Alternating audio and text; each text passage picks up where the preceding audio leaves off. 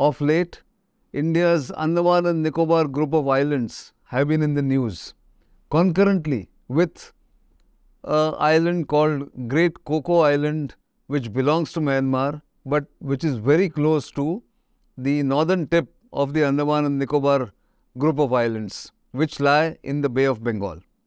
Why are they in the news, and what is the significance of these islands to India's security as well as prosperity, is the topic of this week's Simply Nitin. So, Andaman Nicobar group of islands give India a large EEZ or exclusive economic zone because of the ownership that India has and the kind of strategic location that these islands bring to India's security calculus. Remember, India can monitor maritime traffic going from the Indian Ocean or going from east to west or west to east,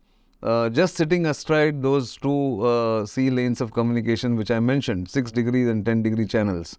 And therefore, if anything that the Chinese do in the Coco Island can always be either countered or monitored by the Indian security forces, Indian facilities, listening posts in Diglipur, in Landfall, in Port Blair, anywhere along the 430 nautical miles length of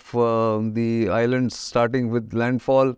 and going down to Indira Point beyond the Great Nicobar Island, which is, as I said, just 90 nautical miles from Sabang and 400 nautical miles from Phuket. So therefore, one need not worry too much about what China is doing, because India has also simultaneously strengthened its intelligence, counterintelligence capabilities as well as security matrix in those islands. That's the crux of the matter that I wanted to flag to you.